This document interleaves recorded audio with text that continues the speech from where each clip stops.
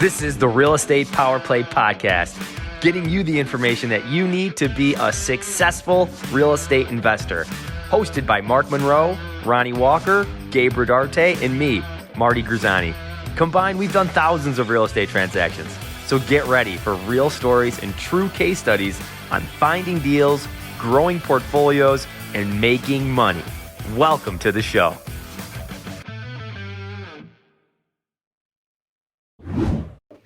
Good afternoon, everyone. Welcome to Real Estate Power Play. Today, we're going to be talking about flipping houses. We're going to be talking about buying them, doing rehab, large rehabs, minor rehabs, what you should be looking for in 2022, houses you should flip versus what you should buy. So we've got the friggin' master flippers here. We got Gabe Rodarte and we got Marty Grizzanti, and we're going to dive in, guys. By the way, before we get started, just a reminder, we are on every podcast platform. If you guys are getting it, go to Apple, go to iTunes, go to your favorite place, and you can get our podcasts as they're coming out. We're also on YouTube. Feel free to go there and subscribe, and we have other content being placed in those areas as well, whether you want to follow Marty or Gabe or myself. There's a lot going on, so feel free to check us out. So, Flipping Masters. How we doing, Marty? How we doing, Gabe? Marty, you want to kick us off? What's going on, man? What's up, boys? So far, so good here. Sun shining in Rochester, New York, so it's always pleasant to see. You know, it actually made me sick the other day. I saw Gabe post something, and he was like, "Oh, it's 47. It's freezing. I'm at a soccer game. I'm so cold." I'm like, "It sounds like it's spring. It sounds like it's summer. You out of your mind?" No, things are going good, guys. Things are going good. It's good to see you both. Gabe, how are you? Man, I'm doing fantastic. I'm glad to be here. We're ready to get going and help out those who have questions. Can we ask, hey, if you guys have questions about flipping and wanting to know anything about flipping, or ask one of us a question about as we move forward, be free to ask those questions. We're here to help. That's why we do this whole thing, so we can give back to the community and help you guys. Absolutely. And if you guys got a question, other people probably have questions too, right? Especially in this topic, there's a lot of moving parts when you buy a property and you flip it yourself. So any question is acceptable. So put it on there. So to kick us off, again, we're going to be talking about flipping houses going in. Marty, why don't you kick us off? Tell me about your experience diving in, buying these properties, flipping them. Why should we listen to you and what you're doing? What do you have going on in your realm? No, that's a great question. You know, why flipping? I think flipping is a great way to get into real estate in general. I think it's a great way to learn business as well, because you really got to be good at both. And I'm sorry about my cat here. He's out of his mind. But, you know, for me personally, it was because we fell into this team, right? So for flipping, it's team sport. Well, at least for us. And that's probably why we've had so much success, is because there's a team and we all know our roles. But we can get into that a little later. But for why flipping, I think for number one is just, it's a great way to get into real estate. It's a great way to build up cash reserves. It's a great way of making a serious money. And I really highly suggest anyone who's interested in real estate to really dip your toe, or really go maybe all in flipping properties, because it really changed the game for us, and it opened up a lot of other doors. That's good. Gabe, what about you? What's guys, I had an experience of I come from the construction background. A lot of people know that, but those who don't. So, you know, when people say, wow, you had this awesome edge, and it really wasn't that great of an edge. The edge is I knew the ins and outs of everything on a house. But I didn't know how to buy a house. You know, I didn't know how to finance a home or do any of those other things. I had no clue how to sell a house, right? Or market conditions or any of those things. So, you know, I had to learn from a different perspective than most. And I was just on a call just now where someone's like, man, I don't know anything about the repairs. I'm like, the repairs are actually not that hard, right? It's scary. I get it. There's a scary part, but there was a scary for me to even purchase a home, right? And think about, okay, I got to sell it, and what happens. And so That's what I've learned. I would definitely want to go into the teamwork side of things because we'll go into that. And we've been flipping for quite a long time, probably about 13 years. Is our experience of being in, like, helping properties move to the next stage and flipping them, doing them ourselves, all that stuff. So that's a little bit of our experience, and we still do it today. Not all the time, but not every property that we have, but we still have some right now. I think we have about 6 right now. So Gabe, on your side, are you doing the majority of the properties you're buying? Are you guys wholesaling them, like putting under contract wholesale? Are you buying and actually flipping them out? Like what is your primary strategy? Is flipping what you're digging into from a ratio standpoint? What does that look like? Yeah. So as far as the single family side of things, because we've been doing a lot more commercial lately, and we have a whole commercial arm of things that are happening. But as far as the single family, I would say I would have to look through the numbers specifically, but we are probably at a 50-50 split right now of us flipping a property, because we're in the Houston metro area. For those who don't know, I'm from Houston. Marty's doing upstate New York. Ronnie owns Michigan, right? And dominating that. Mark, our other power play partner, is in Florida. We have a super, I don't know how your guys' hot market is. Maybe we go over that. We just have a super hot market. It just makes more sense sometimes just to flip, right? And so that does require us locking down a property and then buying it and having the asset or having the money to close on that deal. So it's not so much wholesaling. But I really like that side, and it's just so natural for me that I move in that direction. That's good. What about you, Marty? Yeah, I think for us right now, just like Gabe said, the market's so hot. If you look at it, if you go to realtor.com or Redfin, Rochester, New York, literally is number 1 with the least amount of inventory in the United States. Wow. So we're licking our chops because this is go time for us. You know what I mean? Like we know what we can do. We can find deals, and we know what other people can't do, which is they don't want to get muddy and find those deals. So like I said, the team was so important because, Matt and Amber, my partners, God, how lucky I am, right? So lucky to have our interior designer and our realtor in one, being Amber, Matt being also a dynamite deal finder, money raiser, and oh, by the way, can swing a hammer. He doesn't do it anymore, but he did when we first started, and he gets the guys going. And I'm there really going, hey, pulling the list, getting the VAs going, getting the team going, finding the deals, right? So it really has become like more of an enterprise. It's not just a hobby where you fix and flip one house a year, but that's where a lot of people are, and that's okay. But what we decided to do is let's triple down on it and let's build this thing out as an actual business. So yeah, I think for us, the majority is the flip. Anything that doesn't make sense for us at the time, we will wholesale out to our buyers. But that's really our day-to-day. And here's a question, because I look at Ronnie and I go, hey, Ronnie, I know you have your business locked in. It's dialed in, and your team is really some of the best trained that I've seen. I've seen your training. I'm using it right now for my team. Why did you decide to go, hey, I got a great thing going here with my wholesaling across, a couple different states? What made you transition to thinking, maybe flipping is my thing? Yeah. So just to kind of give an update, about in my career, about 70 to 80% of what I've done is wholesaling. We transitioned and we're starting to do a little bit more development, and I've got 4 projects happening currently that we just started.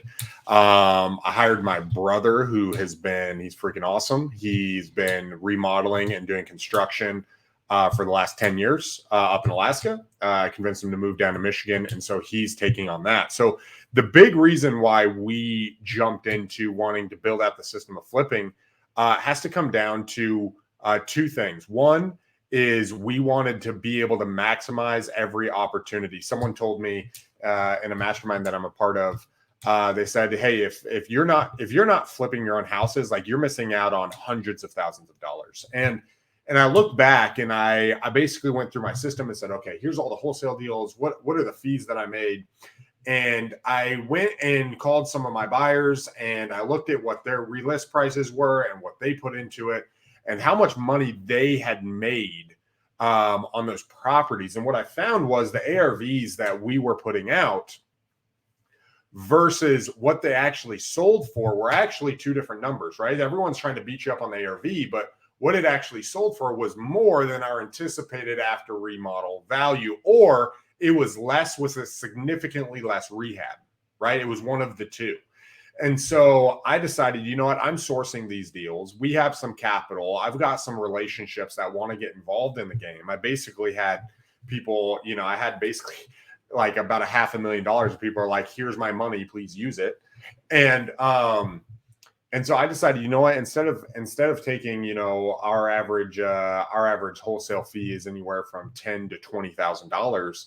Instead of taking, a $10,000 to $20,000 wholesale fee, if we could look and get into a property, turn around and flip it and do $35,000 to $100,000 deals, we can do less deals, less amount of headache. Wholesaling is also harder because you've got a lot of logistics going on. You've got to manage the buyer, you've got to manage the seller, and you've got to do it on a time frame that works for both.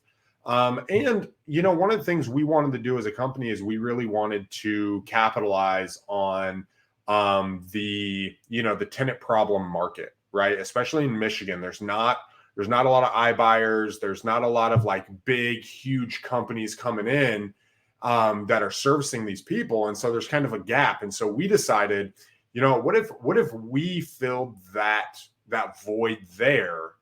And if we did that, we could capitalize on profits in turn. I just bought one with tenant problems. We're evicting them.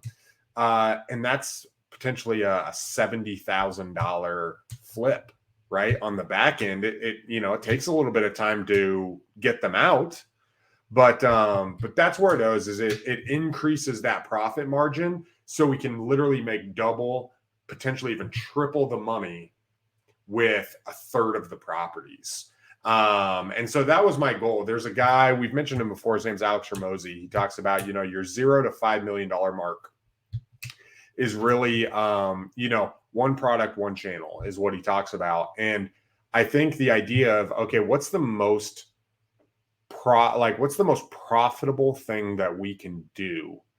And then the other stuff, the wholesaling, the side, that's if it doesn't fit within a high profit margin, strategy.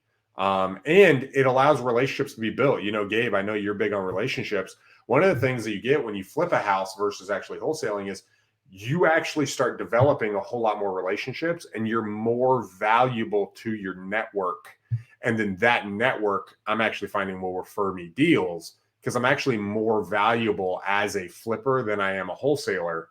Even though wholesaling is valuable, you're only valuable in one specific thing, which is giving people deals, right? So that's why I transitioned. So with that being said, are you guys sourcing your own deals? Are you finding them from somewhere else? Like getting into flipping, where would you say, hey, someone says, you know what, I want to flip 5 properties this year. Where should I start? Yeah, I can take that, Gabe. I think one of the things that I would do if I was starting over is become very good at finding the deals, or I guess I should say is off-market deals, and really learning how to source those yourself. See, the reasons why flippers fail is because they have to rely on other people. Now, there's nothing wrong with having those partnerships with wholesalers, but just like myself, I'm going to go to the highest bidder, right? If I'm going to be selling off a deal, there's relationships for sure, but you're still going to have competition there.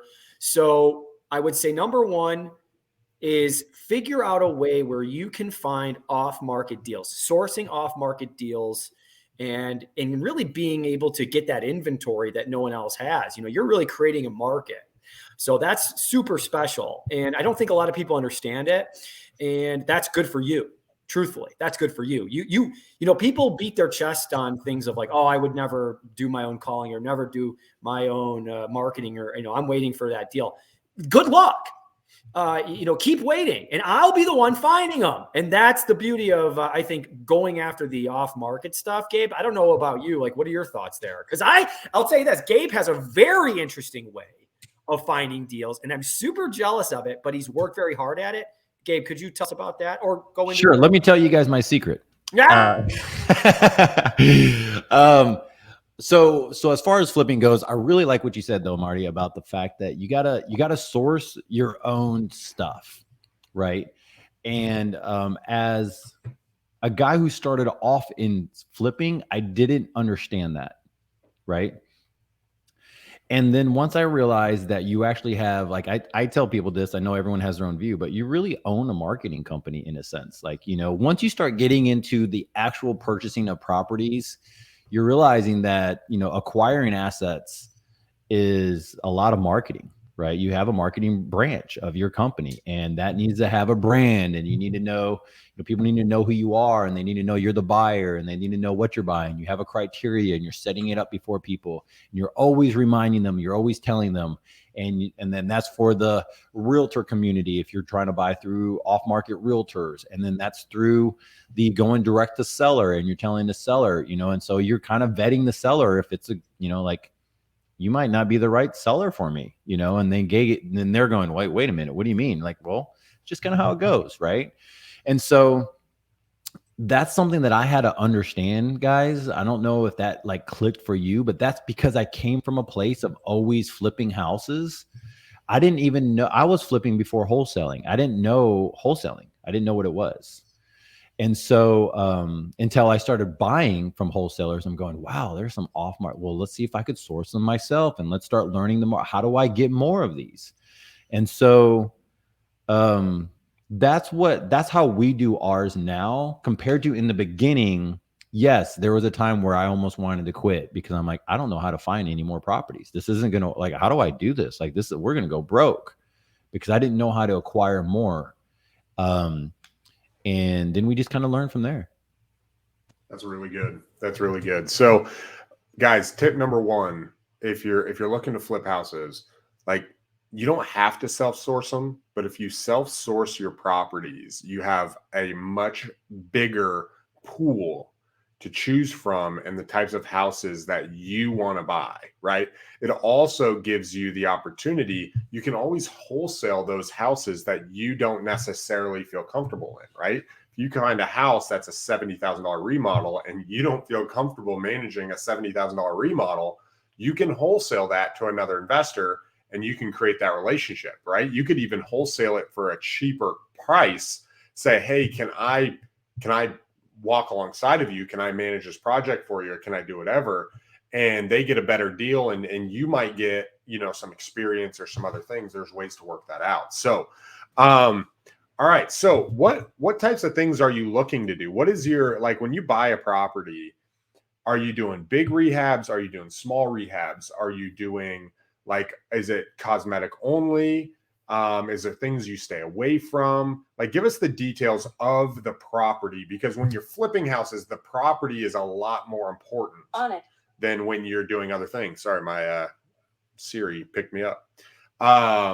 Marty, you want to take that? You want to start us off? Yeah, no, that's a great question. I think in the beginning, we were very much cosmetic, right? We didn't really have and what I mean by cosmetic flips is really, it's a kitchen, a bath, it's painting and floors, right? That's typically what we look at when we think of cosmetic, normally under like $50,000 worth of rehab.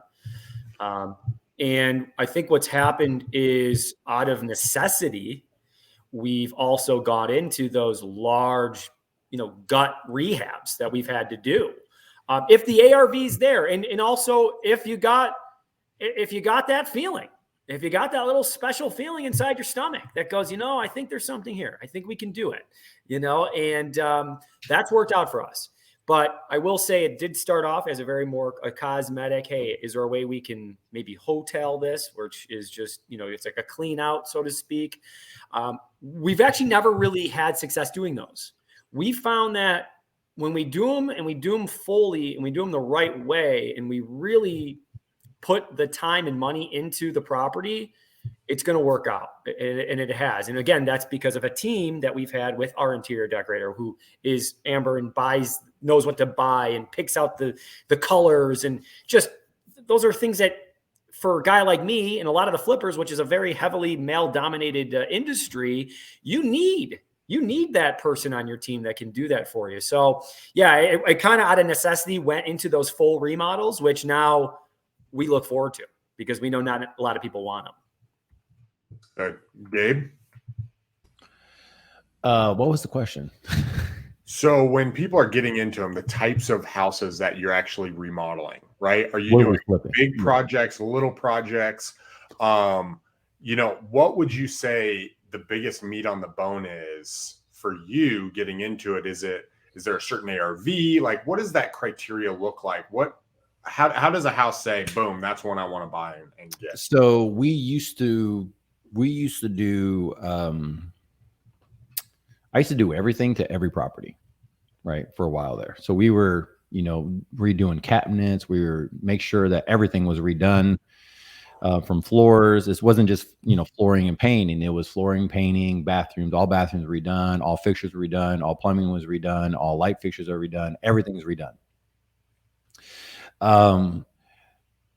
I am in a unique place where the market just goes up. We have a property that 5 months ago, I thought ARV was 260, maybe 265. All right. This is one of my rental properties. Right now, there's a house that just went out there for 320.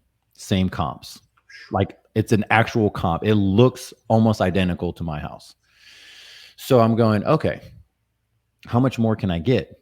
Right? For if I go and rehab the crap out of this thing, if I drop 45K on this thing, how much more can I get for my dollar? Knowing what this other property just pushed the limit, $25,000 over what I can even imagine is reasonable. So we're in a unique market right now, but before this market, it would be make sure that you're the better looking house in the neighborhood. I want all eyes on me. I want the best buyer that's out there. I don't want some buyer that's just going to come and leave me hanging, because I've done that plenty of times, had buyers I want the best of the best buyer to come after my property. And how you do that is you want your property, you either price it really low, for those who don't know, you either price it below market, maybe 5%. Right now, you only have to go about 5% below market. And you're going to have droves of people coming in and checking your property out. Okay. Maybe 10% in some rougher homes. Or you swing for the fences, some stuff that Marty was talking about. You have some cool stuff going on and you push that number all the way up and it doesn't even matter. Right. And now everyone's shopping for this property and everybody is like, there's droves of people coming up to that property. Right. That's really good. And I think depending on where you're at in the country and depending on the market, I'm finding that markets are not the same, guys, right? If you're in Houston, that's a different experience than if you're in Michigan, okay? Specifically Grand Rapids, Michigan. That's a different experience than Rochester, New York. Right. So I'm going to take this a little bit different way, maybe spice things up a little bit and ask a different type of question that may or may not be related. So we'll see. We like spice. Yeah. Let's get some salsa in here. Let's get some pica. What do you guys think of NFTs connecting to flip properties? Here we go. Marty? I love it. I was actually just on the phone today with Red Swan, which is a company that tokenizes real estate.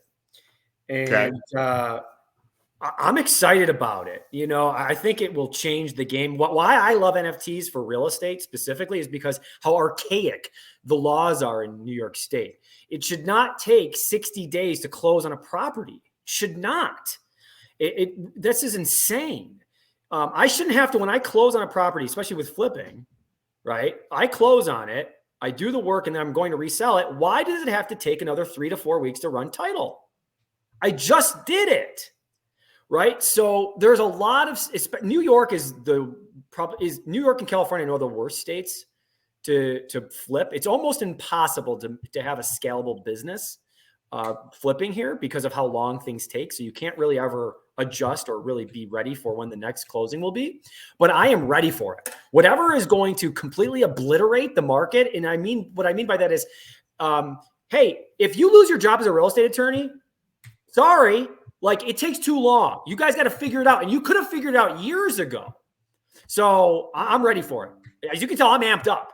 Yeah, absolutely. Gabe, what do you think? I know you dabble a little bit. What do you think on that? Any thoughts? I love every bit of it. Thank you, Marty, for sending that link. We should put it in there, redswan.io.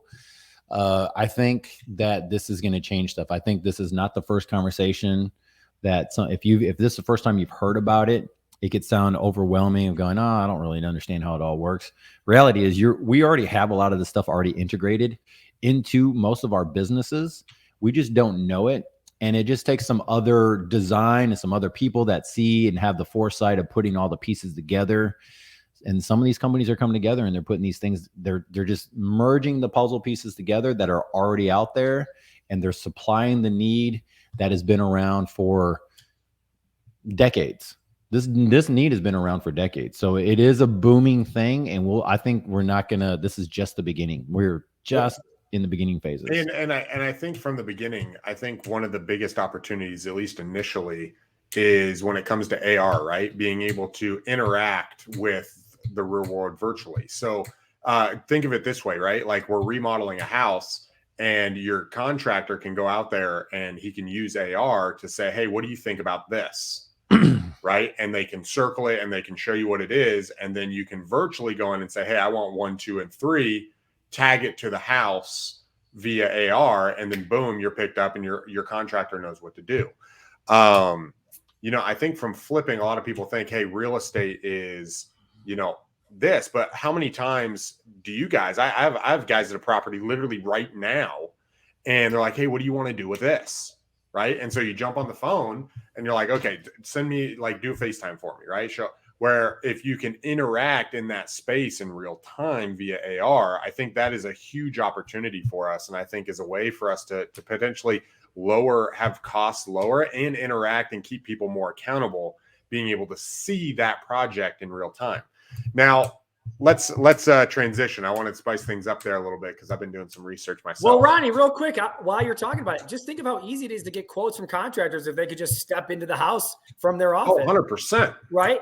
So all those cost savings that could happen, a realtor can pop in and go, yeah, I would do this, this, and this, and then you could sell it, whatever it might be. But yeah, there's a lot of crazy things going on, and I'm open to it. I hope other people are, because it's what the future is kind of pointing us to. So yeah, I'm all about it. 100%. Well, and on top of that, you can, if let's say you have an interior designer, like you're saying, or a realtor or someone who stages your home, you could step in and have a menu list and literally hit the button and put it up on this thing. And you'll be able to see, hey, this is what this mirror in this bathroom is going to look like. Hey, this is what this light is. Hey, we want to actually take this and do it the alabaster Sherwin-Williams paint. Boom, put that on the walls. And now you can see, oh, we like this. This is the current designer. Hey, let's go to Joanna Gaines and see what she has and grab her list and throw that here. Oh, that's a really cool Butcher Block Island. Let's do that.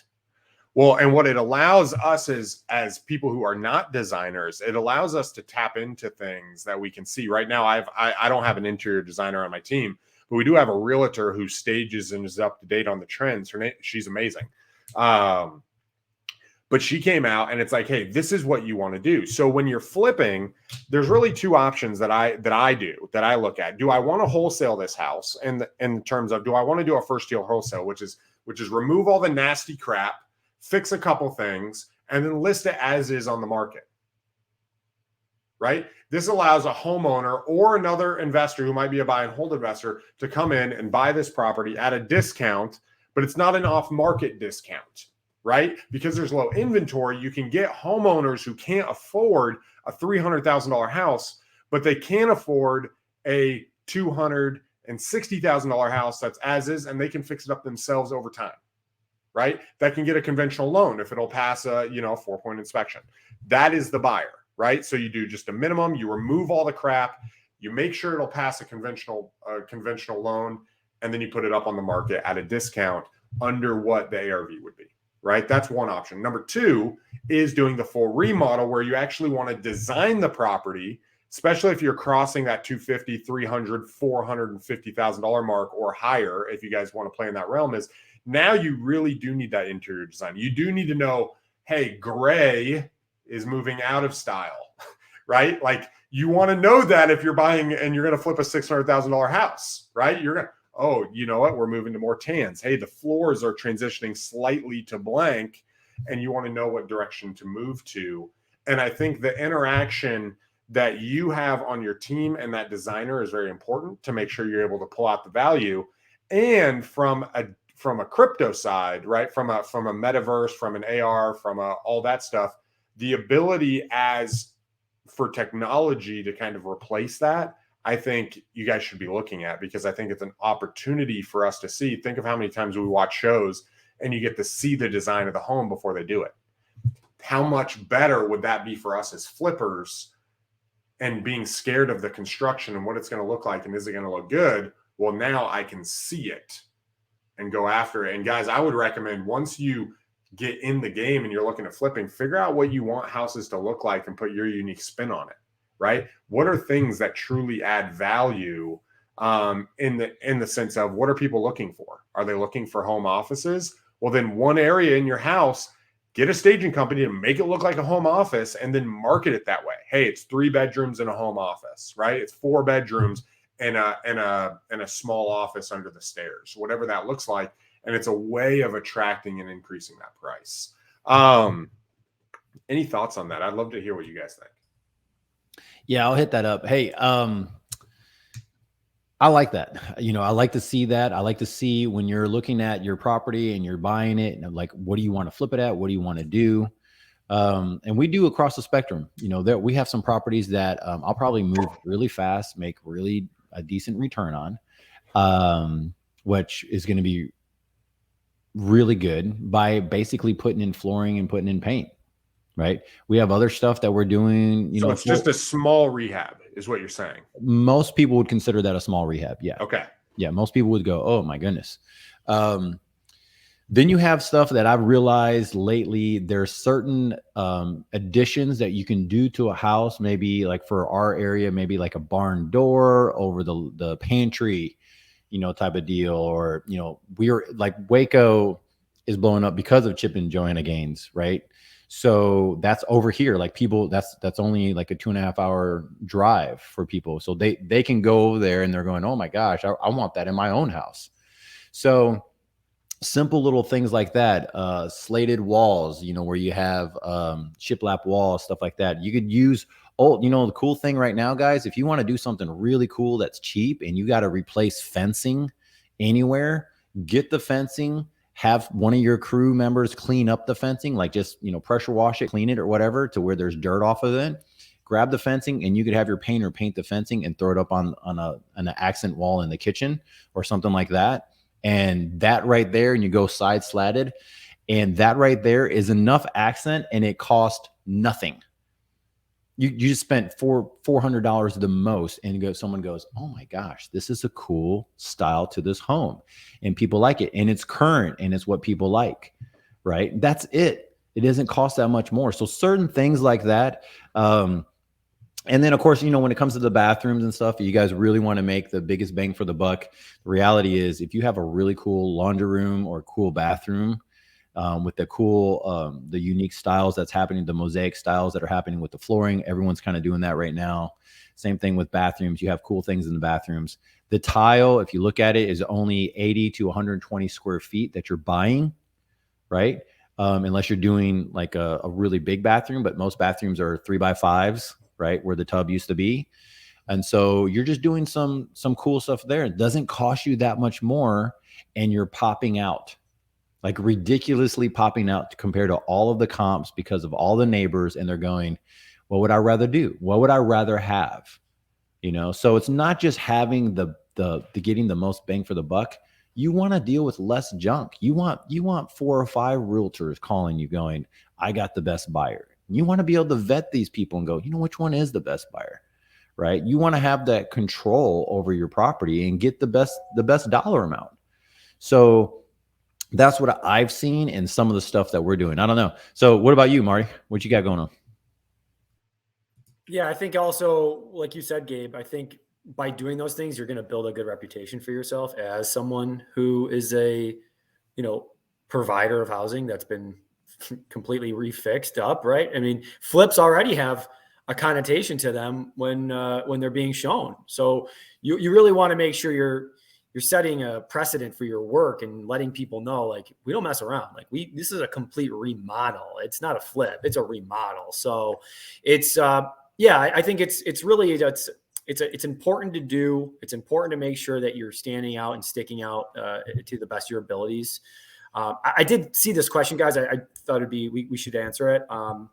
So do you guys always 1031 exchange your flips? Thank you. You guys rock. Well, I appreciate that. I can't see who sent this, but thank you for that.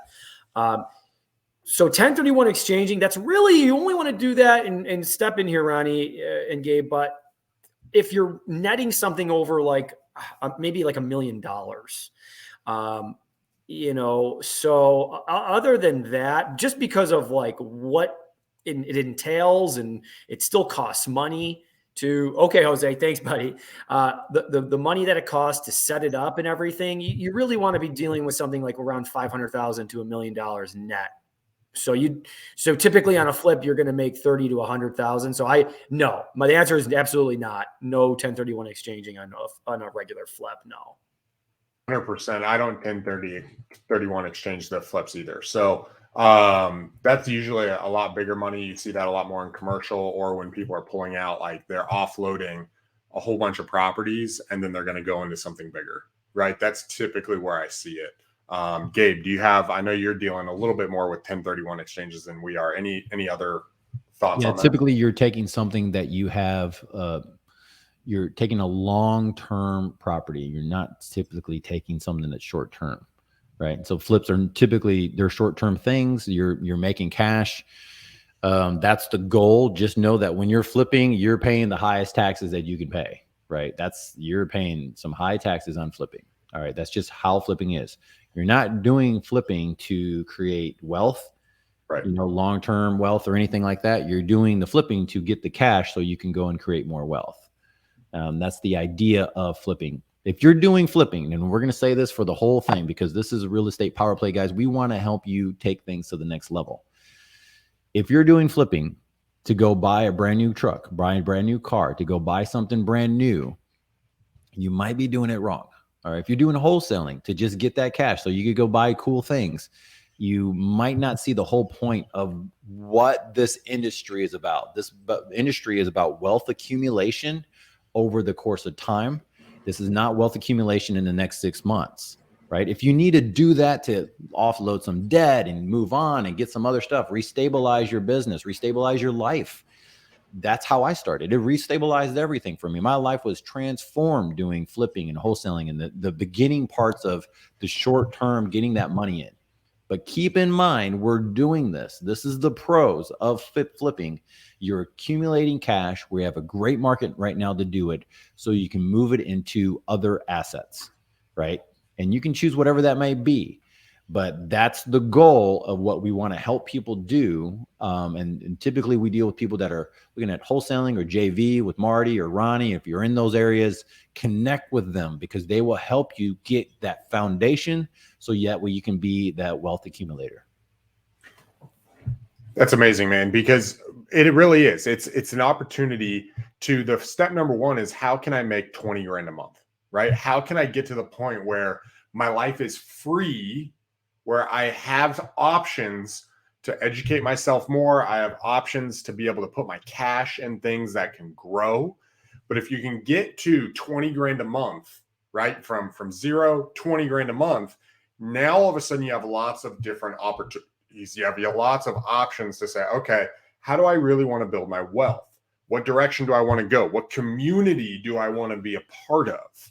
Right? Like, there's different communities, there's different masterminds, there's different groups of people, there's different expertise.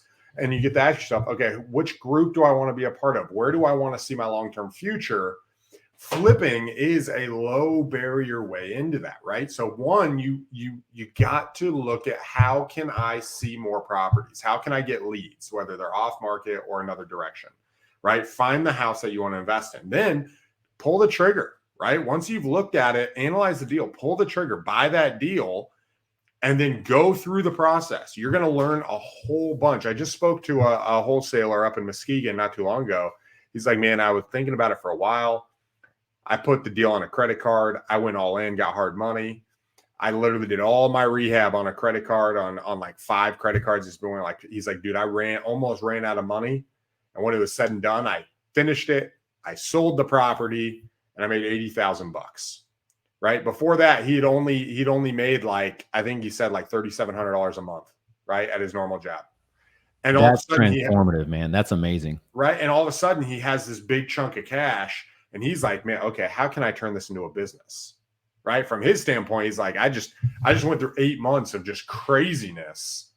Okay, I got an idea. How can I turn this into a business? And I think if you guys can have that mentality of, let me find something, let me get into it, let me go through it. Here's the narrative for every successful entrepreneur. And I'm not telling everyone to be an entrepreneur, but you can make a lot of money in this space. Is your first 5 years, there's no way to not make mistakes. You can learn from Gabe. You can learn from us. You can watch Real Estate Power Play. You can watch YouTube. You can learn it all. But when you jump in, like, stuff's going to happen and it's okay. Right? That's how you get your feet from under you. And as you go through your first one, your second one, your 10th one, your 20th deal, you're going to look back and be like, dang, I made a whole bunch of mistakes, but look at not only the skills I've learned, the money I've made, but look at where I've taken my life in 24 months. And that you're going to be a different person. You're going to meet up with an old friend you haven't met with for 5 years. And they're like, dude, what have you been doing? You're like, dude, 2 years ago, I jumped into this. My whole life exploded, right? I didn't know what I was getting into. I don't even know if I'd do it again, but it's sweet now. You know what I'm saying? And that's what that journey is going to look like as you're jumping in. So, so Gabe, as someone who's, you've been doing this for 13 years, right? You've been doing this for a long time. I know when you started, you didn't have anything, right? Like, you got started, you said, hey, I bought my first deal. And we didn't have jack, bro. You didn't have jack. We didn't have jack. Lived under a bridge, right? No. Like, what would someone who's jumping in, they want to start flipping the homes. They might not be brand new, but they're nervous. They're afraid. They don't know exactly, like, what would you recommend? Man, your first 4 steps are blank. And what are some key things they need to watch out for? Geez. Okay. First 4 steps. 1, get educated by grab some audiobooks. I'll find some books. Rich Dad, Poor Dad, and then Cash Flow Quadrant are the top 2 that I advise everyone to get to, because it gives you the mindset of why you're doing stuff. That normally helps change people's perspective. All right. Then if you want to get into some flipping books, stuff like that. 2, you have our podcast, you have Bigger podcasts, you have contacts like that. You can contact all of those people within these podcasts. Like, just ask questions. That's easy. Don't let your ego be so much that you can't ask questions. Like, just ask. Jump into the conversation. Yeah. I know a guy over here. He just asked tons of questions. He's blowing up, just doing really well. And he only started like 10 months ago. He's just doing amazing by asking questions. And he's like, I'm surprised how welcoming this community of investors are. And I'm like, yeah, well, if you're a authentic person and you just want to level up, we've all been there. So the other thing is, try to build a network. Like I was mentioning, you build a network. You could go online and find different networks through just Facebook and the Facebook groups, Instagram groups, but really it's more of like Facebook groups that you're building relationships through. We have our own group that you can ask questions through. And the thing that helped me was really learning how to JV partner, which is called, for those who don't know, a joint venture or partnering on a specific deal. And that's what took me to the next level. Why? Why did that take you to the next level? Because the level I was at, I only had so much knowledge for accomplishing a transaction, and I was too nervous and I didn't want to lose, right? So that's why the reason why we don't really do things, analysis paralysis, right? I didn't want to lose, but I didn't know how to do it, and I wanted to win. So I had to be around someone who's won before. And so I was like, hey, who else has won in these areas? Can you help me? And I brought them deals and I flipped deals. Like I was the flipper, like kind of like with Matt and Marty, And then we started, I started growing from there. And then I started flipping more with other people, JV partnered. I brought money or they brought money or I brought a lender, like different ways that we structured different deals. And then the reason why this is so important is exactly what Marty was saying. Not Marty, but Ronnie was saying in the beginning of when you do a flip, you have a different database of people and different relationships. And some of those relationships of lenders are now my lenders on my multifamily, my commercial, my mobile home parks, and my other things that I'm doing. I would never have saw that. Yeah. So the power of a seed planted today, you just have to have faith. Right? That it's going to freaking do great, that you're going to do this thing and it's going to happen. And by JVing, by joint venturing, I got to build relationships with good people. Now you could get screwed over in certain areas, vet the person. I get it. Right. But those people will always be friends because we won. It's being in the trenches with somebody. You won. It's like winning a championship. You'll always have that team. Right. That's like, man, we won. Remember when we won? Yeah, that was cool. And it's freaking 30 years ago. Right. And you'll always have that person in your corner and you always have that great relationship. The thing that I would watch out for, I would say watch out for the source of information you're acquiring from.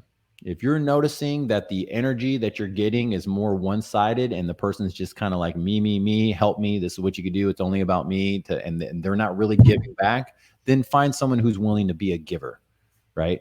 Because they understand the concept of abundance and they're willing to help you level up. So there you go, guys. McDonald's, because I'm surrounded by nuggets right now. This is crazy. Listen, this is crazy. Oh my gosh, dude. What is this? Just gave is this Chick-fil-A? Where are we? No, seriously. A couple things. I'll do a shortcut. Gabe just told you a bunch of stuff. Here's a shortcut. He told you what to do. Go with winners. There's winners that are doing this already. Okay. And try to be around them, whatever that means. Get around them and try to add value and be around people who are already doing it at a high level and get a little bit of that rub off from them. And that is how you just absolutely take it from 0 to 100. That's how you skip a few steps because you're going to go right around the people. They're going to, just because you're around them, they're going to give you stuff because they're typically givers. The ones that are winners, they're typically givers. So they're going to help you. I'll tell you this story. I had a guy that kept asking me for coffee. I went out, great, had a great time. And at that moment, there was a deal I just, for some reason, didn't want to do, and I gave it to him. And I'm not saying because I'm a giver, but he happened to be the right place at the right time. It came across my desk at that moment, and I go, dude, you've been wanting this forever. Here. And he's taking it down, he's flipping it. And it probably should have been one that I did. Right? It probably should have been one that I did. But that's just the power of like what Gabe said. And I've had this happen to me so many times where you're just around winners and they give you something. And you didn't even ask for it. They just gave it to you and you're like, holy crap, what am I doing? And now it makes me want to give more, right? So yeah, be around winners and it's going to typically rub off on you. So good. That's so good. Because when people are in the game and you're around other individuals, opportunities come, right? And when you're in the right network, if you're around the right people, opportunities come. And I can't take advantage of every opportunity, right? Marty can't take advantage of every opportunity. Gabe, he's not going to take advantage of every opportunity. That doesn't mean it's a lesser opportunity. You just might be positioned in a spot where it's better for you than it is for Gabe. Gabe might have 2 mobile home parks going on. He's developing this and he's got 3 lenders breathing down his neck because he's in 15 projects, right? And he's like, yo, this property could make me 40 grand, but I need to realize some of this other stuff. And then he's like, hey, this seller really needs help. Can you go talk to him? Right? Like, and then all of a sudden, Jim Bean, who he's talking to, is like, oh yeah, I'll talk to him. And then he goes there and Jim Bean makes $25,000 and changes his life. All because he's in the same room and went to Gabe's networking event. Right. And Gabe was surrounded by 15 people and was like, yo, go talk to that guy. He needs some help. And then you walk over there and all of a sudden, 2 weeks later, you're in a deal making, more money than you've made in the last 6 months. And that's how that stuff works. Like, it's crazy. I was just doing a closing literally today. The title company guy came in. This right here is a phone number to a lender. He's like, "Hey, Ronnie, this guy's really cool. His name's Chuck. Give him a call." I called him right away. Called him up. I was like, "Hey, Chuck, Nate gave me your phone number, blah, blah, blah. What do you do?" And we started talking. He's a private lender, right? He lends on both rentals and flips. And, not at ridiculous hard money prices too. So all of that is just, that's just an opportunity. I'm sitting here, I'm going out to lunch with the owner of the title company, and he's like, "Hey, you need to connect with this guy." And it's like, okay, cool. That's how it works. And that's why being in the flipping business is so powerful, is because Nate has seen me close. I probably closed 50 properties with him, right? Just in the last year, year and a half, 2 years. And so he's like, "Hey man, you need to be connected with these people." And then all of a sudden you're having a different conversation because you're taking care of people. So, cool. All right. We're in our final minutes, guys. Final golden nugget from this episode. What is the number one real estate power play move we've talked about or have not talked about in regards to flipping that you want to drop the power play on these guys? Also, before we go, remember to like us, subscribe, go to our Facebook channel and like us. We're also on YouTube, so check it out and do that. And then every Thursday, our podcast comes out every single Thursday morning. Check it out, and we'll do that. And we're live here on Tuesday. So without that, final nugget, Marty. Here's something that I would do that if I could have gone back, I would have done. And I'm doing it now. So that kind of tells you. As soon as I would have made money, I would have put it right into self-education.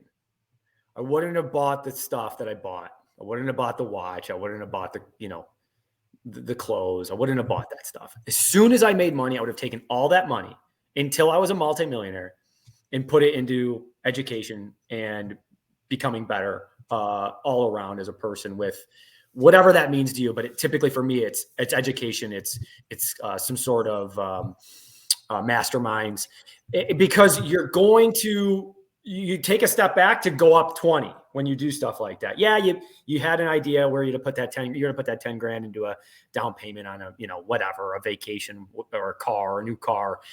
I would have just absolutely put every single dollar into becoming the best Marty that I could have been 5 years ago. Because I'm now doing that, and I'm seeing the results. And I hope that might sound crazy to some people, going, "Oh my God, I can't believe you would put $10, $20, $30,000 into education," even though you're already doing it.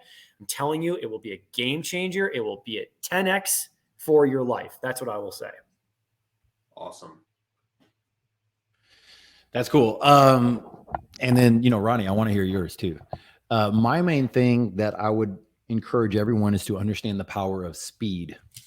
Not speed with lackadaisical, let's rush, not hastiness, but speed with knowledge and understanding. Most of the people that I have to help out of a tough situation with flips is because they didn't understand the power of timing. They might have missed out on some timing, or their contractors are taking too long, or, stuff like that is going on with their property, or, a week has gone by and they haven't even done a clean out yet. And they're wondering what's going on. And I'm telling you, even the hedge funds, they got people in there the very next day after closing, cleaning stuff out. Right. So, all of that stuff, the opportunity cost of the dollar, you have to look at yourself as this. And this is I get ramped up when talking to Marty, because we can just ramp up over going. If you were to have let's say you made the 80K and you knew that $10,000 of that is going to go into personal education, that's going to get you around a different circle of people. And by being around that different circle of people, you're going to be able to 10x the 80K, right? So that's 800 grand. Would that put a little bit more fire underneath you to get that deal done quicker? Would that put a little bit more fire on you to go and say, "Hey, I need to get my contractors over there the next day after we close," right? Would it put you fire to have a better system or a better process for the next flip that you're doing, or to have some other things set up to where the flooring guy's not going, hey, there's no flooring here, or like, hey, the other stuff that we ordered didn't really come through, and like none of that stuff. We're talking about your life. We're talking about your livelihood and the power of that. And I don't think that people understand how valuable that hour or that day or that week really is, because the opportunity, this is where I lost, guys. I mean, I'm telling you, there's a deal that I'm like, man, I just let that deal get away. Right. And we did everything we could to catch up and just get this deal off the books, because we just couldn't, like, Marty was talking about a deal that they had. I was like, oh, we had to pivot this, and we had to pivot this, and we had to pivot that.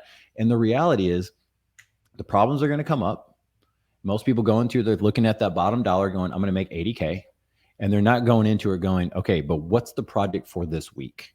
And the power of the timing to make sure that the project of this week has to start on that Monday to make sure everyone's lined out.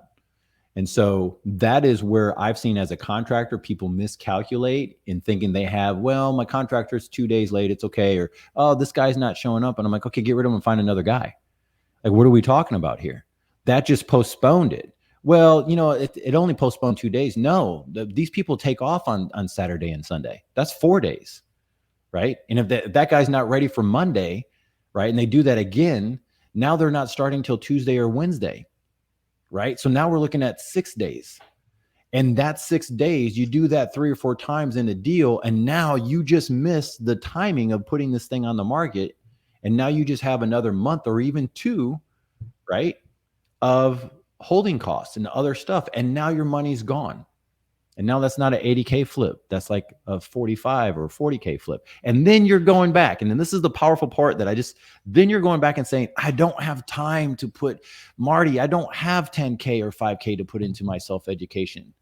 And if you would have just looked at it and said, hey, and I'm ranting a little bit, but guys, I do this on a daily basis and I help people. And I'm going, if you could just value your time, you'll have that money to invest back into yourself. Just value yourself and go, I'm going to bet on myself today. Everyone else might not bet on me, but today I'm going to bet on me. And for me to bet on me, I need my contractor, Mario, I need you to be here today at this time, because it affects everything else. Boom. I love it. I love it. Here's what I would say, guys, is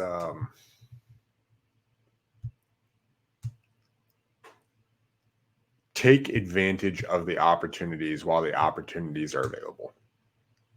Right? Right now, there's lots of opportunity available. There's people want to lend money. Companies want to lend money. People want to do your work. Prices are high and people are paying stuff. People want to be around real estate. People want housing. It's if you're afraid now, if it's not that if you're having a hard time, but it's while the opportunity is hot, take advantage of the opportunity, because it's only going to get harder when the market shifts. Right? A lot of people are saying, hey, let's wait for the downturn. What's going to happen is, in the downturn, people are going to get out of the business because it's going to be hard, a lot harder than you anticipate, right? If you think it's hard now getting in and doing deals and jumping in, it's going to be harder, right? So jump in and get some exercise a little bit, right? And as you do, 3 things are going to happen. Your skills are going to go up. Right? The skills you have, you're going to develop all kinds of little stuff. You're going to be negotiating on things we haven't even talked about, right? In the midst of deals. So your skills are going to go up in a variety of areas. Your beliefs on what is possible and not possible are going to change, right? It's going to change. If you thought, man, how am I ever going to make $100,000 a year? You're going to be like, oh man, if I do 1, 2, and 3, I can make 200, right? Your beliefs are going to change, right? Oh, I got to be looking out. Everyone's trying to screw me too. No, everyone's trying to pull together and help me, right? Your belief system will change. And then the third thing that's going to happen is when you throw yourself in the deep end, and there's a book called the 12 Rules for Life by Jordan Peterson. And the first rule he talks about, stand up straight with your shoulders back, right? The last thing I would say is you're going to develop some additional character traits where you can stand up and you can be like, you know what, on this totem pole, I'm doing better. I'm higher up. I'm interacting with some people that I want to be like. And you're going to be able to stand up straight, and you're going to be able to walk into a room and say, you know what, I'm the guy who gets through deals. I'm the guy who finds the properties to invest in. You want my wholesale deals when I don't flip them, right? Hey, I'm the guy. And that's what's going to happen is you're going to develop some character traits that other people want to be around. And those character traits are very, very powerful. So I would say, guys, jump in, right? Jump in right now. Make sure you got a good deal and go from there. So, all right, guys, it is the end. Everyone, thank you so much for being here. Again, it's Real Estate Power Play. We come to you live every Tuesday. Until next time, peace. See ya.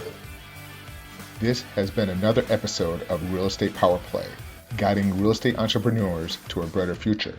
If you liked what you heard, consider subscribing wherever you listen to your podcast, or follow us on YouTube at Real Estate Power Play.